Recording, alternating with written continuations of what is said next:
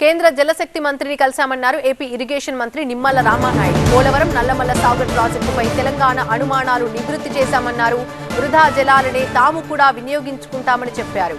ప్రతి ఏడాది వేలాది టీఎంసీలు సముద్రంలో కలుస్తున్నాయని, అందులో 200 టీఎంసీలు వాడుకుంటే నష్టమేంటని ప్రశ్నించారు. రాష్ట్ర విభజన తర్వాత తెలంగాణ కాళేశ్వరం, సీతారామ, సమ్మక్క బ్యారేజీలు కట్టుకోలేదా అని అడిగారు. సుప్రీంకోర్టులో తాము కూడా కేవియట్ దాఖలు చేస్తామని తెలిపారు. పోలవరం నల్లమల్ల సాగర్ పై న్యాయ పోరాటం చేస్తామని తెలిపారు.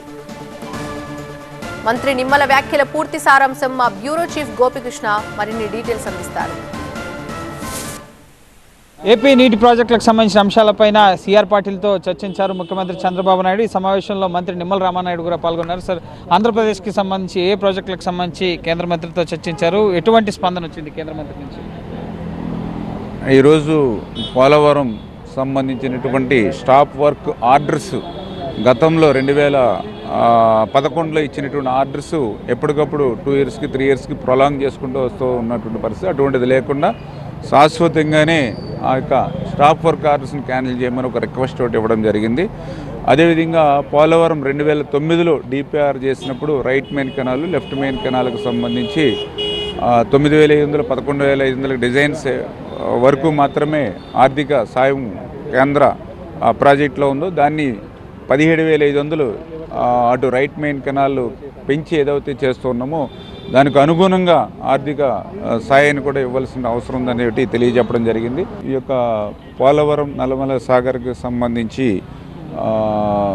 అనుమతులను కూడా త్వరితగతంగా, ఎందుకంటే ఇప్పటికే సంవత్సరం దాటిస్తున్నటువంటి పరిస్థితుల్లో త్వరితగతంగా అనుమతులను కూడా ఇమ్మని చెప్పేసి కూడా అది కూడా ఒక చెప్పడం కూడా రికమెండేషన్ కూడా చేయడం జరిగింది.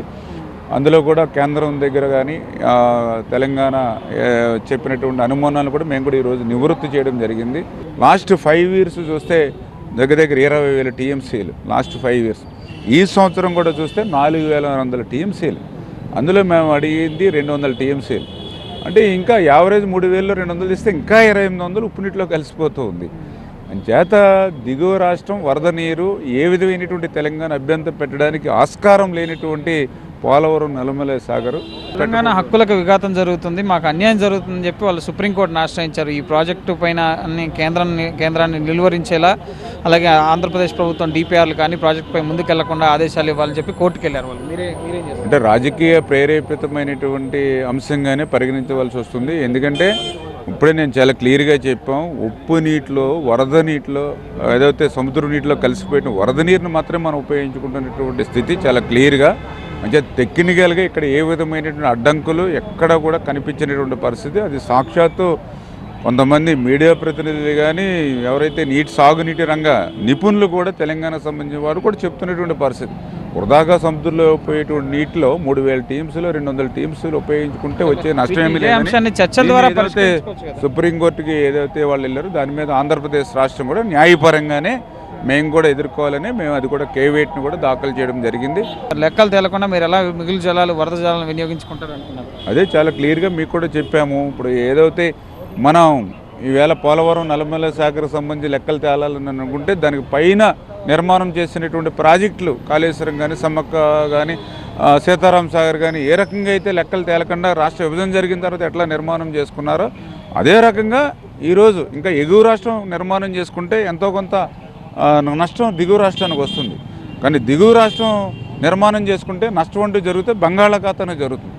న్యాయ పోరాటం ఏపీ కూడా చేస్తుంది, ఏపీ కూడా కేవేట్ పిటిషన్ దాఖలు చేసింది అని చెప్పి నిమ్మల రామానాయుడు చెప్తున్నారు. సో చూడాలి మరి కేంద్ర ప్రభుత్వం ఈ విషయంలో ఎవరి వైపు మొగ్గు చూపుతుంది. ఎన్డీఏ భాగస్వామ్య రాష్ట్రంగా పాలిత రాష్ట్రంగా ఉన్న ఏపీ వైపు మొగ్గు చూపి ముఖ్యంగా సిడబ్ల్యూసీ అనుమతులు అలాగే ప్రాజెక్టులకి లైన్ క్లియర్ చేస్తుందా, తెలంగాణ అభ్యంతరాలని పరిగణలోకి తీసుకుంటూ ఈ ప్రాజెక్ట్కి పుల్ స్టాప్ పెడుతుందో, సో ఏం జరగబోతోంది, ఈ న్యాయ పోరాటంలో ఎవరు గెలుస్తారు, అలాగే సుప్రీంకోర్టు ఏం చెప్పబోతుంది అనేది విచారణ సందర్భంగా మనకు తెలిసే అవకాశం ఉంటుంది. కానీ ఆంధ్రప్రదేశ్ ప్రభుత్వం మాత్రం ఈ పోలవరం లింక్ ప్రాజెక్టుగా ఉన్న నల్లమల్ల సాగర్ ప్రాజెక్టుపై ముందుకు వెళ్లేందుకే తమ సంసిద్ధతను వ్యక్తం చేస్తూ కేంద్రానికి ఈ ప్రాజెక్టుకు సంబంధించిన అనుమతులు త్వరగా మంజూరు చేయాలని చెప్పి విజ్ఞప్తి చేస్తున్న పరిస్థితి ఉంది.